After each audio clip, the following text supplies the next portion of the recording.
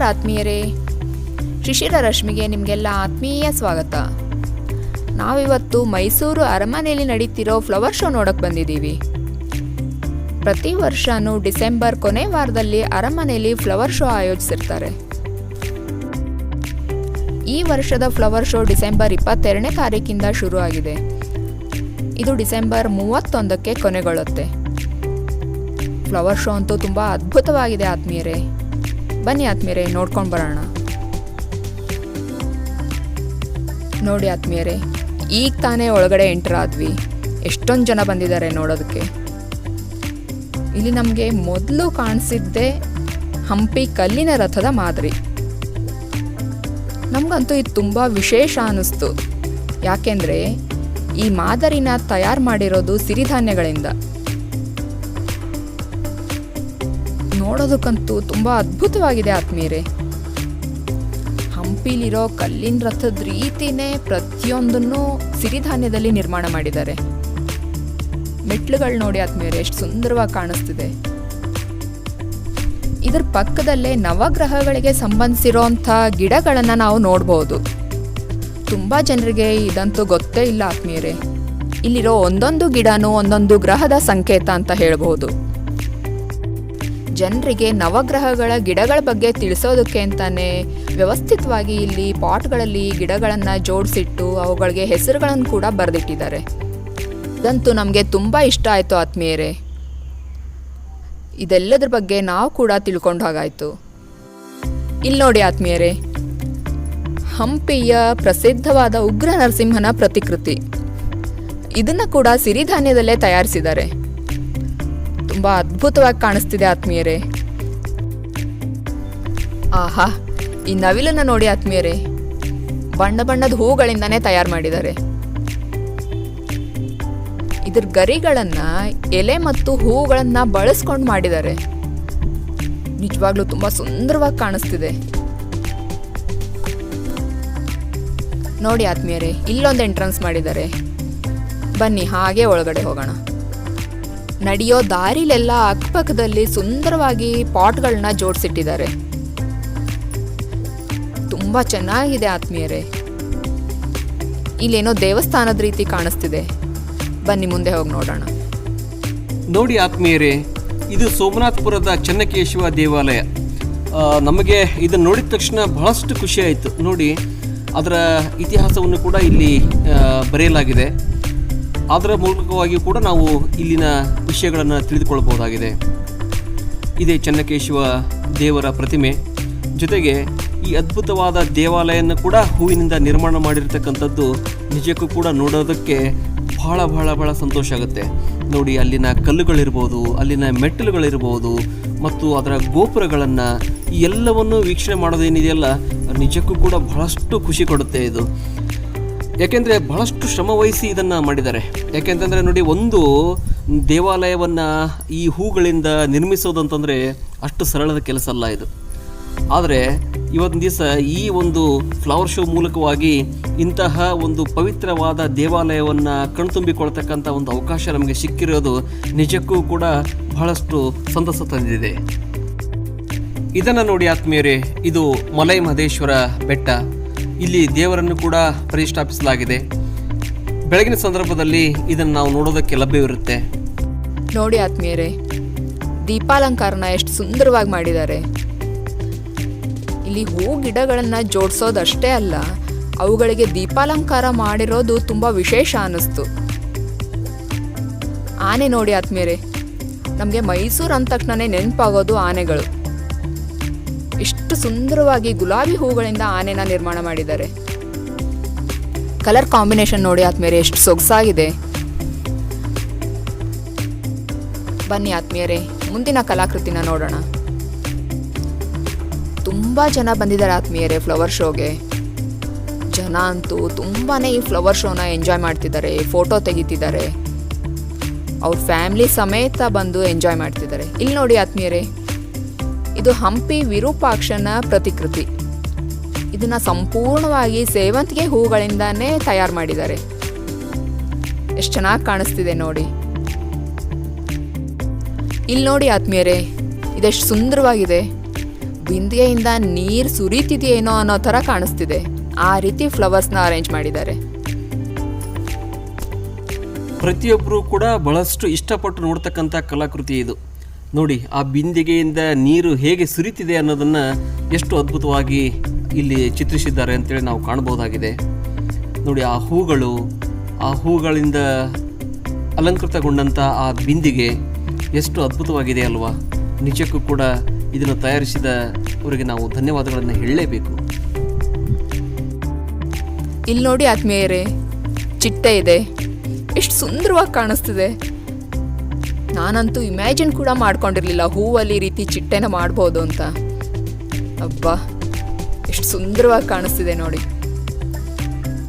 ಅದ್ರ ರೆಕ್ಕೆಗಳು ನೋಡಿ, ಕಲರ್ ಕಾಂಬಿನೇಷನ್ ನೋಡಿ, ತುಂಬ ಸುಂದರವಾಗಿ ಕಾಣಿಸ್ತಿದೆ ಆತ್ಮೀಯರೇ. ಹೂವಿಂದ ಹೂವಿಗೆ ಹಾರಿ ಹೋಗೋ ಚಿಟ್ಟೆಗಳನ್ನು ನಾವು ನೋಡಿದ್ದೀವಿ, ಆದರೆ ಹೂವಿಂದನೇ ಮಾಡಿರೋ ಚಿಟ್ಟೆನ ನಾವು ಇದೇ ಮೊದಲನೇ ಸರ್ತಿ ನೋಡ್ತಿರೋದು. ತುಂಬ ಚೆನ್ನಾಗಿದೆ ಆತ್ಮೀಯರೇ. ಇಲ್ಲಿ ನೋಡಿ ಆತ್ಮೀಯರೇ, ಈ ಫೋಟೋ ಪಾಯಿಂಟ್ ಬೈನಾಕ್ಯುಲರ್ ಅನ್ನು ಮಾಡಿದ್ದಾರೆ. ಇದು ಕೂಡ ನೋಡೋದಕ್ಕೆ ಎಷ್ಟು ಅದ್ಭುತವಾಗಿ ಕಾಣಿಸುತ್ತೆ ಅಲ್ವಾ? ಬೈನಾಕ್ಯುಲರನ್ನು ಸಾಮಾನ್ಯವಾಗಿ ನಾವು ದೂರದ ವಸ್ತುಗಳನ್ನು ನೋಡೋದಕ್ಕೆ ಬಳಸ್ತೀವಿ. ಅಂಥದೇ ಒಂದು ಮಾದರಿಯನ್ನು ಇಲ್ಲಿ ಹೂಗಳಿಂದ ಮಾಡಿರ್ತಕ್ಕಂಥದ್ದು ನೋಡೋದಕ್ಕೆ ತುಂಬ ಸೊಗಸಾಗಿದೆ. ಇದು ಕೂಡ ಉತ್ತಮವಾದ ಕಲಾಕೃತಿ ಅಂತಲೇ ಹೇಳ್ಬೋದು. ಈ ದೀಪದ ಬೆಳಕಿನೊಂದಿಗೆ ಹಚ್ಚ ಹಸಿರಿನ ಸಿರಿ ಹೇಗೆ ಕಂಗೊಳಿಸ್ತಾ ಇದೆ ಅನ್ನೋದನ್ನು ನಾವು ಇಲ್ಲಿ ಕಾಣಬಹುದಾಗಿದೆ. ತುಂಬ ಸೊಗಸಾದಂತಹ ಒಂದು ಫ್ಲವರ್ ಶೋ ಇದು. ನಿಜಕ್ಕೂ ಕೂಡ ನಾವು ಬಹಳಷ್ಟು ಸಂತಸಗೊಂಡಿದ್ದೇವೆ. ಇದೆಲ್ಲವನ್ನು ಕಣ್ತುಂಬಿಕೊಳ್ತಕ್ಕಂಥ ಒಂದು ಅವಕಾಶ ನಿಜಕ್ಕೂ ಕೂಡ ನಮಗೆ ಸಿಕ್ಕಿರೋದು ನಮ್ಮ ಭಾಗ್ಯ ಅಂತಲೇ ಹೇಳ್ತೇವೆ. ಇಲ್ಲಿ ನೋಡಿ, ಪಾಟ್ಗಳಲ್ಲಿ ಗಿಡಗಳನ್ನು ಹೇಗೆ ಇಟ್ಟಿದ್ದಾರೆ ಅಂತೇಳಿ. ಇಲ್ಲಿ ಔಷಧೀಯ ಸಸ್ಯಗಳಿದ್ದಾವೆ ಮತ್ತು ಇನ್ನಿತರ ಬೇರೆ ಬೇರೆ ಸಸ್ಯಗಳನ್ನು ಇಲ್ಲಿ ಪ್ರದರ್ಶನಕ್ಕೆ ಇರಿಸಿದ್ದಾರೆ. ಪ್ರತಿಯೊಂದು ಸಸ್ಯದ ವಿವರಗಳನ್ನು ಕೂಡ ನಾವು ಇಲ್ಲಿ ಕಾಣಬಹುದಾಗಿದೆ. ಇಲ್ಲಿ ನೋಡಿ ಆತ್ಮೀಯರೇ, ಪೈನಾಪಲನ್ನು ಹೇಗೆ ಹೂಗಳಿಂದ ತಯಾರಿಸಿದ್ದಾರೆ ಅಂತೇಳಿ ನಾವಿಲ್ಲಿ ಕಾಣಬಹುದಾಗಿದೆ. ಇಲ್ಲಿರುವ ಪಾಟ್ಗಳಲ್ಲಿರ್ತಕ್ಕಂಥ ಸಸ್ಯಗಳ ಪ್ರತಿಯೊಂದು ಹೆಸರುಗಳನ್ನು ನಾವಿಲ್ಲಿ ಕಾಣಬಹುದಾಗಿದೆ. ಇದರಿಂದ ನಾವು ಸಂಪೂರ್ಣವಾದ ಮಾಹಿತಿಯನ್ನು ತಿಳಿದುಕೊಳ್ಳೋದಕ್ಕೆ ಬಹಳಷ್ಟು ಸಹಕಾರಿಯಾಗಲಿದೆ. ಇಲ್ಲಿ ನೋಡಿ ಆತ್ಮೀಯರೇ, ಇಲ್ಲೊಂದು ಫೋಟೋ ಪಾಯಿಂಟ್ ಮಾಡಿದ್ದಾರೆ. ಇದು ಬಂಚ್ ಆಫ್ ಬಲೂನ್ಸ್ ಅಂತ. ಬಲೂನ್ಗಳನ್ನು ಬಂಚಾಗಿ ಕಟ್ಟಿ ನಾವು ಮೇಲಕ್ಕೆ ಹಾರ್ಬಿಡ್ತೀವಲ್ಲ, ಆ ರೀತಿಯಾಗಿ ಇದನ್ನ ತಯಾರಿಸಿದ್ದಾರೆ. ಇಲ್ಲಿ ನೋಡಿ ಆತ್ಮೀಯರೇ, ಇಲ್ಲೊಂದು ಸೆಲ್ಫಿ ಪಾಯಿಂಟ್ ಮಾಡಿದ್ದಾರೆ. ಎಷ್ಟು ಚೆನ್ನಾಗಿ ಕಾಣಿಸ್ತಿದೆ ನೋಡಿ ಈ ಚಿಟ್ಟೆ. ಇದನ್ನ ಸೆಲ್ಫಿ ಪಾಯಿಂಟ್ ಥರ ಮಾಡಿದ್ದಾರೆ. ಪ್ರತಿಯೊಬ್ಬರು ಇದ್ರ ಮಧ್ಯ ನಿಂತ್ಕೊಂಡು ಫೋಟೋ ತೆಗೆಸ್ಕೊಂಡು ಹೋಗ್ತಿದ್ದಾರೆ. ಇದು ಕೂಡ ತುಂಬ ಇಷ್ಟ ಆಯಿತು ನಮಗೆ. ಕಲರ್ ಕಾಂಬಿನೇಷನ್ ನೋಡಿ ಆತ್ಮೀಯರೇ, ಬರೀ ಹೂಗಳಿಂದನೇ ಈ ರೀತಿಯೆಲ್ಲ ಮಾಡ್ಬೋದಾ ಅಂತ ನಮಗೆ ನಿಜವಾಗ್ಲೂ ತುಂಬ ಖುಷಿ ಅನ್ನಿಸ್ತಿದೆ. ಇದರ ಪಕ್ಕದಲ್ಲೇ ಇನ್ನೊಂದು ಫೋಟೋ ಪಾಯಿಂಟ್ ಮಾಡಿದ್ದಾರೆ ಆತ್ಮೀಯರೇ, ಬನ್ನಿ ನೋಡೋಣ. ಇಲ್ಲಿ ನೋಡಿ, ಇದು ಗರುಡನ ರೆಕ್ಕೆ ಥರ ಮಾಡಿದ್ದಾರೆ. ಇಲ್ಲಿ ಕೂಡ ತುಂಬ ಜನ ಇಷ್ಟಪಟ್ಟು ಫೋಟೋ ತೆಗೆಸ್ಕೊಂಡು ಹೋಗ್ತಿದ್ದಾರೆ. ಎಷ್ಟು ಸೊಗಸಾಗಿದೆ ನೋಡಿ ಆತ್ಮೀಯರೇ. ಗರುಡನ ರೆಕ್ಕೆ ಯಾವ ರೀತಿ ಇರುತ್ತೋ ಅದೇ ರೀತಿನ ತಯಾರಿಸಿದ್ದಾರೆ ಈ ಮಾದರಿನ. ಈ ಫೋಟೋ ತಗೊಳ್ಳೋಕೆ ಅಂತಾನೆ ತುಂಬ ಜನ ಕ್ಯೂ ಅಲ್ಲಿ ನಿಂತಿದ್ದಾರೆ. ತುಂಬ ಆಕರ್ಷಕವಾಗಿದೆ ಆತ್ಮೀಯರೇ. ರಜಾ ದಿನಗಳಷ್ಟೇ ಅಲ್ಲ, ಇತರೆ ದಿನಗಳಲ್ಲೂ ಕೂಡ ಬರ್ತಕ್ಕಂಥ ಪ್ರವಾಸಿಗರ ಸಂಖ್ಯೆ ಹೆಚ್ಚುತ್ತಾನೇ ಇದೆ. ನೋಡಿ, ಸಂಜೆಯ ಸಮಯವಾದರೂ ಕೂಡ ಈ ಒಂದು ಫ್ಲವರ್ ಶೋವನ್ನು ವೀಕ್ಷಿಸಬೇಕು ಅನ್ನೋ ಉದ್ದೇಶದಿಂದ ಎಷ್ಟೆಲ್ಲ ಜನ ಬರ್ತಾ ಇದ್ದಾರೆ ಅಂತೇಳಿ ನಾವಿಲ್ಲಿ ಕಾಣಬಹುದಾಗಿದೆ. ಆ ಒಂದು ಉದ್ದೇಶಕ್ಕೋಸ್ಕರವಾಗಿಯೇ ನಾವು ಇದನ್ನೆಲ್ಲ ತೋರಿಸ್ತಾ ಇರೋದು. ಇದು ನೋಡಿ, ಎಷ್ಟೊಂದು ಅದ್ಭುತವಾಗಿ ಕಾಣಿಸ್ತಾ ಇದೆ. ಇಲ್ಲಿ ನೋಡಿ ಆತ್ಮೀಯರೇ, ತರಕಾರಿ ಮಾರೋ ಹುಡುಗಿ. ಈ ಪ್ರತಿಕೃತಿನ ಹೂ ಗಿಡಗಳಿಂದನೇ ತಯಾರಿಸಿದ್ದಾರೆ. ಇಲ್ಲಿ ನೋಡಿ ಆತ್ಮೀಯರೇ, ನಮ್ಮ ಕನ್ನಡದ ಹೆಮ್ಮೆಯ ನಟ, ಮೇರು ನಟ ಡಾಕ್ಟರ್ ರಾಜ್ಕುಮಾರ್ ಅವರು ವ್ಯವಸಾಯ ಮಾಡ್ತಾ ಇರೋಂಥ ಪ್ರತಿಕೃತಿ. ಎಷ್ಟು ಸೊಗಸಾಗಿದೆ ನೋಡಿ ಆತ್ಮೀಯರೇ. ಈ ದೃಶ್ಯವನ್ನು ನೋಡಿದರೆ ಉಳುವ ಯೋಗಿಯ ನೋಡಲ್ಲಿ ಹಾಡು ನೆನಪಿಗೆ ಬರುತ್ತೆ. ನೋಡಿ, ಎಷ್ಟು ಅದ್ಭುತವಾಗಿ ಇದನ್ನು ನಿರ್ಮಿಸಿದ್ದಾರೆ ಅಂತ. ಮೈಸೂರು ಅಂದ ತಕ್ಷಣ ಜನ ಮೈಸೂರಿಗೆ ಬಂದಾಗ ತುಂಬ ಇಷ್ಟಪಟ್ಟು ಹೋಗೋದು ಕುದುರೆ ಗಾಡಿಗಳಲ್ಲಿ. ನೋಡಿ ಆತ್ಮೀಯರೇ, ಕುದುರೆ ಗಾಡಿನ ಹೂಗಳನ್ನು ಉಪಯೋಗಿಸ್ಕೊಂಡು ಎಷ್ಟು ಸುಂದರವಾಗಿ ಅಲಂಕಾರ ಮಾಡಿದ್ದಾರೆ. ನೋಡಿ ಆತ್ಮೀಯರೇ, ಈ ಫ್ಲವರ್ ಶೋನ ಅರ್ಧ ಭಾಗವನ್ನು ಈವರೆಗೆ ನಾವು ವೀಕ್ಷಿಸಿದ್ದೇವೆ. ನಿಜಕ್ಕೂ ಕೂಡ ಬಹಳಷ್ಟು ಖುಷಿ ಕೊಡುತ್ತೆ. ಈವರೆಗೆ ನೋಡಿದಂತಹ ಕಲಾಕೃತಿಗಳು ಬಹಳಷ್ಟು ಆಕರ್ಷಕವಾಗಿವೆ. ಅವೆಲ್ಲವುಗಳನ್ನು ಕಣ್ತುಂಬಿಕೊಂಡಂಥ ಆತ್ಮತೃಪ್ತಿ ನಮಗಿದೆ. ಬನ್ನಿ ಮುಂದುವರಿಸೋಣ. ಆಗಲೇ ನಾವೊಂದು ನವಿಲನ್ನು ನೋಡಿದ್ವಲ್ಲ ಆತ್ಮೀಯರೇ ಎಂಟ್ರೆನ್ಸಲ್ಲಿ, ಇದು ಈ ಪಕ್ಕ ಇರೋವಂಥ ಇನ್ನೊಂದು ನವಿಲು. ಇದನ್ನು ಕೂಡ ಅದೇ ರೀತಿಯೇ ಡಿಸೈನ್ ಮಾಡಿದ್ದಾರೆ. ನೋಡಿ ಆತ್ಮೀಯರೇ, ನಮ್ಮ ಮೈಸೂರು ಅರಮನೆ ಮಂಡಳಿಯವರು ತಯಾರಿಸಿರೋ ಮಾದರಿ ಇದು.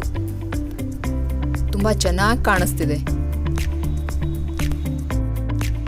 ಇನ್ನೂ ಹಲವು ವಿಶೇಷತೆಗಳನ್ನು ಈ ಒಂದು ಫ್ಲವರ್ ಶೋ ಒಳಗೊಂಡಿದೆ. ಬನ್ನಿ ಮುಂದಿನ ಕಲಾಕೃತಿಗಳನ್ನು ಕಣ್ತುಂಬಿಕೊಳ್ಳೋಣ, ಆಸ್ವಾದಿಸೋಣ. ಇದೊಂದು ನಮಗೆ ಉತ್ತಮವಾದ ಸಮಯ ಅಂತ ಹೇಳಿದರೆ ತಪ್ಪಾಗೋದಿಲ್ಲ. ಮುಂದೆ ಹೋಗೋಣ ಬನ್ನಿ ಆತ್ಮೀಯರೇ. ಇನ್ನು ಏನೇನೆಲ್ಲ ವಿಶೇಷತೆಗಳಿವೆ ಈ ಫ್ಲವರ್ ಶೋಲಿ ಅಂತ ನೋಡೋಣ. ಇಲ್ಲಿ ನೋಡಿ ಆತ್ಮೀಯರೇ, ಮಿಲೆಟ್ಸಿಂದ ತಯಾರಿಸಿರೋ ಕಲಾಕೃತಿಗಳನ್ನು ನೋಡೋದಕ್ಕೆ ಎಷ್ಟೊಂದು ಜನ ನಿಂತ್ಕೊಂಡಿದ್ದಾರೆ.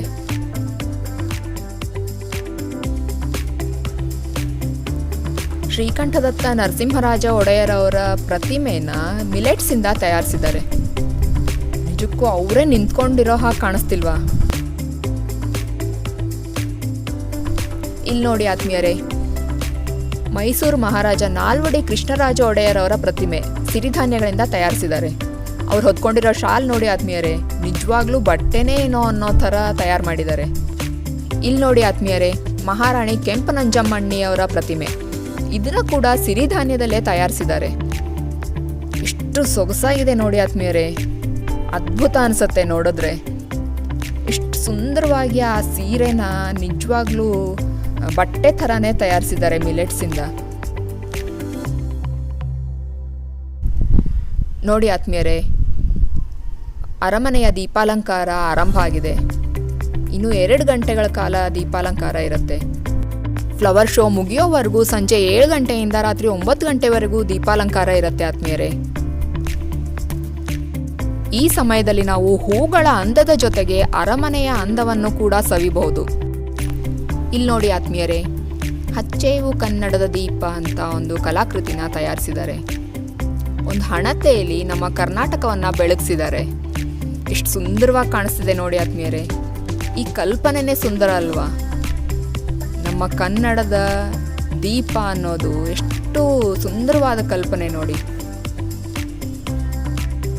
ಅಲ್ಲಿ ಹಿಂದೆ ನೋಡಿ ಆತ್ಮೀಯರೇ, ದೀಪಾಲಂಕೃತಗೊಂಡ ಅರಮನೆಯ ಮುಂದಿರೋ ಸೋಮನಾಥಪುರ ದೇವಾಲಯ. ಇದನ್ನು ನಾವು ಇಮ್ಯಾಜಿನ್ ಕೂಡ ಮಾಡ್ಕೊಳಕ್ಕಾಗಲ್ಲ, ಆದರೆ ಈ ಫ್ಲವರ್ ಶೋಲಿ ಇದನ್ನು ನೋಡಿ ನಾವು ಎಂಜಾಯ್ ಮಾಡ್ಬೋದು. ದಾರಿಯುದ್ದಕ್ಕೂ ಈ ರೀತಿ ಫ್ಲವರ್ಸ್ನ ಅರೇಂಜ್ ಮಾಡಿದ್ದಾರೆ ಆತ್ಮೀಯರೇ. ತುಂಬ ಸುಂದರವಾಗಿ ಕಾಣಿಸ್ತಿದೆ ಫ್ಲವರ್ ಶೋ.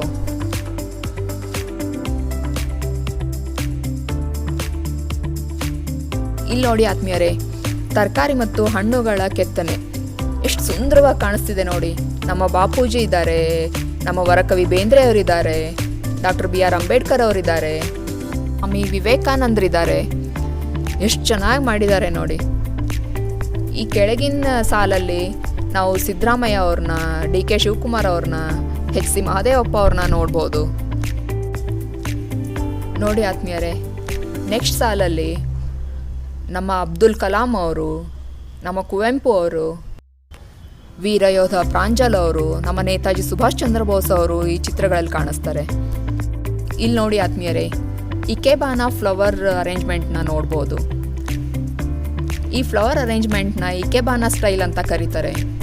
ತುಂಬ ಸೊಗಸಾಗಿರುತ್ತೆ ಆತ್ಮೀಯರೇ ಇದು. ಇಲ್ಲಿ ನೋಡಿ ಆತ್ಮೀಯರೇ, ಆನೆನ ನೋಡ್ಬೋದು. ಆನೆ ಹಿಂದ್ಗಡೆ ಎಲ್ಲ ಕಬ್ಬನ್ನ ಇರಿಸಿದ್ದಾರೆ. ಈ ಸಲಗನ ನೋಡಿದ್ರೆ ನಮಗಂತೂ ನಮ್ಮ ದಸರಾ ಆನೆ ಅರ್ಜುನನ್ ನೆನಪೇ ಆಗತ್ತೆ. ಎಷ್ಟು ಚೆನ್ನಾಗಿ ಮಾಡಿದ್ದಾರೆ ನೋಡಿ. ಮತ್ತೊಂದು ಸರ್ತಿ ಹೂಗಳನ್ನೆಲ್ಲ ಬಾಡಿರೋದನ್ನೆಲ್ಲ ತೆಗೆದು ಫ್ರೆಶ್ ಆಗಿರೋ ಹೂಗಳನ್ನ ಜೋಡಿಸ್ತಿದ್ದಾರೆ. ಇದೆಲ್ಲ ಎಷ್ಟು ಚೆನ್ನಾಗಿದೆ ನೋಡಿ ಆತ್ಮೀಯರೇ ಅರೇಂಜ್ಮೆಂಟ್ಸು. ಇಲ್ಲಿರೋ ಹೂಗಳು ಬಾಡಿ ಹೋಗಿತ್ತು ಅಂತ ಕಾಣುತ್ತೆ, ಅದನ್ನೆಲ್ಲ ತೆಗೆದಿದ್ದಾರೆ. ಇನ್ನೂ ಹೊಸ ಹೂಗಳನ್ನ ಜೋಡಿಸ್ಬೇಕು. ಬೆಳಗ್ಗೆ ಅಷ್ಟೊತ್ತಿಗೆ ಜೋಡಿಸ್ತಾರೆ ಅಂತ ಕಾಣುತ್ತೆ. ಬನ್ನಿ ಹಾಗೆ ಮುಂದೆ ನೋಡೋಣ. ಇದೆಲ್ಲ ನೋಡಿ ಆದ್ಮೇಲೆ ಗೋಡೆ ಥರ ಮಾಡಿದ್ದಾರೆ ಹೂಗಳಿಂದ ಗಿಡಗಳಿಂದ. ಎಷ್ಟು ಸುಂದರವಾಗಿ ಕಾಣಿಸ್ತಿದೆ. ಒಂದೊಂದು ಅರೇಂಜ್ಮೆಂಟ್ ಕೂಡ ಅಷ್ಟು ಸುಂದರವಾಗಿ ಮಾಡಿದ್ದಾರೆ. ನಿಜಕ್ಕೂ ಇದೊಂದು ಅದ್ಭುತ ಲೋಕ ಅಂತಲೇ ಹೇಳ್ಬೋದು. ಇದನ್ನೆಲ್ಲ ನೋಡಿಕೊಂಡು ಹಾಗೆ ಮುಂದೆ ಬಂದರೆ ಮೈಸೂರು ಅರಮನೆ ಮಂಡಳಿಯಿಂದ ಛಾಯಾಚಿತ್ರ ಪ್ರದರ್ಶನವನ್ನು ಏರ್ಪಡಿಸಿದ್ದಾರೆ. ಬನ್ನಿ ಒಳಗೆ ಹೋಗಿ ನೋಡೋಣ.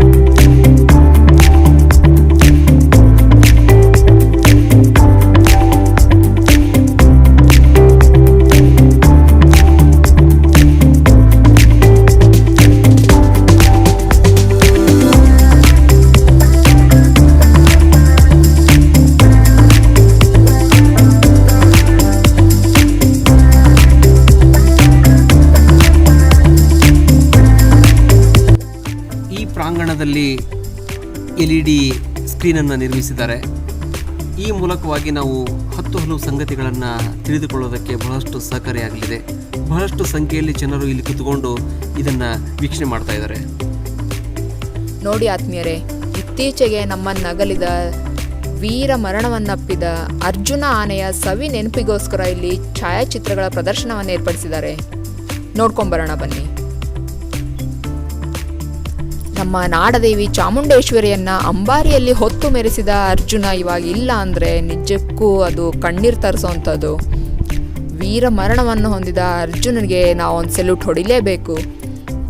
ನೋಡಿ ಆತ್ಮೀಯರೇ, ಈ ಅರ್ಜುನನ ವಿವಿಧ ಭಾವಭಂಗಿಗಳ ಛಾಯಾಚಿತ್ರ ಪ್ರದರ್ಶನವನ್ನು ಏರ್ಪಡಿಸಿದ್ದಾರೆ. ತುಂಬ ಖುಷಿಯಾಯಿತು ನೋಡ್ತಾ ಇದ್ರೆ. ಎಷ್ಟು ಚೆನ್ನಾಗಿದೆ, ಒಂದಕ್ಕಿಂತ ಒಂದು ಚಿತ್ರಗಳು ಎಷ್ಟು ಚೆನ್ನಾಗಿವೆ ನೋಡಿ.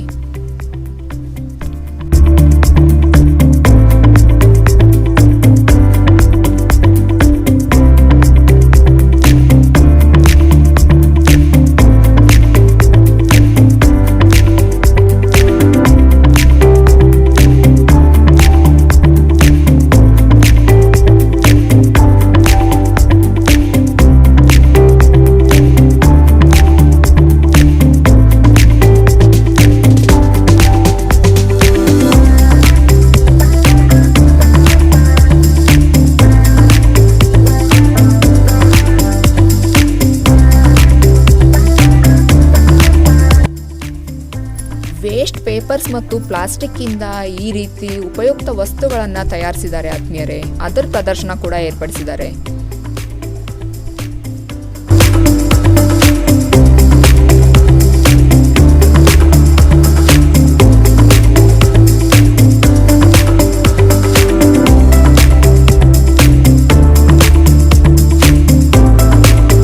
ಇದಿಷ್ಟೇ ಅಲ್ಲದೆ ನಮ್ಮ ಮೈಸೂರು ಅರಮನೆ ಮಂಡಳಿಯವರು ಬೊಂಬೆಗಳ ಪ್ರದರ್ಶನವನ್ನು ಕೂಡ ಏರ್ಪಡಿಸಿದ್ದಾರೆ. ಹೇಗಿದೆ ಅಂತ ನೋಡೋಣ ಬನ್ನಿ ಆತ್ಮೀಯರೇ.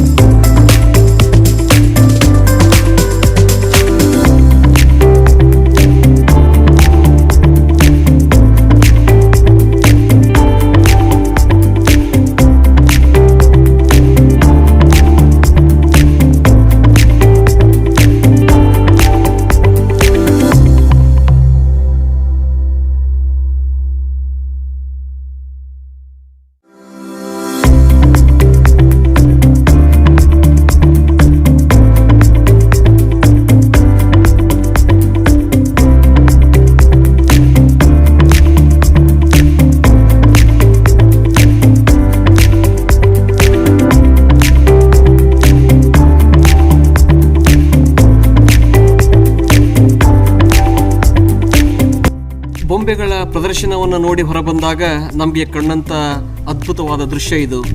ನೋಡಿ, ದೀಪಾಲಂಕೃತಗೊಂಡಂತಹ ಅರಮನೆ ಮತ್ತು ಆ ಮೈದಾನವನ್ನು ನೋಡ್ತಕ್ಕಂಥದ್ದು ಎಷ್ಟು ಸಂತೋಷವನ್ನು ಕೊಡುತ್ತೆ ಅಂತೇಳಿ. ನೋಡಿ, ಅಷ್ಟೊಂದು ಆ ಬೆಳಕಿನ ಮಧ್ಯದಲ್ಲಿ ಈ ಮಕ್ಕಳಿರ್ಬೋದು, ವಯಸ್ಕರಿರ್ಬೋದು, ವೃದ್ಧರಿರ್ಬೋದು, ಎಷ್ಟು ಸಂತೋಷದಿಂದ ಸಮಯವನ್ನು ಕಳೀತಾ ಇದ್ದಾರೆ ಅಂತೇಳಿ ನಾವಿಲ್ಲಿ ಕಾಣ್ಬೋದು.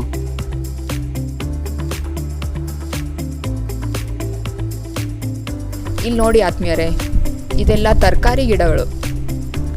ಇವುಗಳನ್ನು ಕೂಡ ತುಂಬ ವ್ಯವಸ್ಥಿತವಾಗಿ ಜೋಡಿಸಿಟ್ಟಿದ್ದಾರೆ.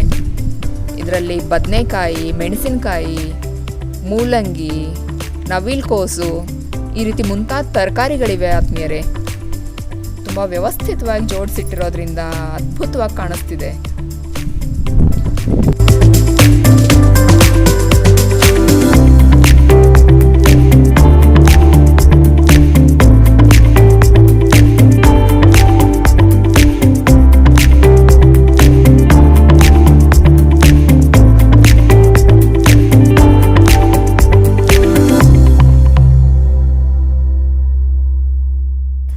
ಇಲ್ಲಿ ನೋಡಿ ಆತ್ಮೀಯರೇ, ತರಕಾರಿ ತೋಟದಲ್ಲಿ ತರಕಾರಿಗಳನ್ನೆಲ್ಲ ಕಿತ್ಕೊಂಡು ಹೊರಟಿರೋ ರೈತ ಕುಟುಂಬ. ಎಷ್ಟು ಚೆನ್ನಾಗಿ ಕಾಣಿಸ್ತಿದೆ ಈ ಕಲಾಕೃತಿ.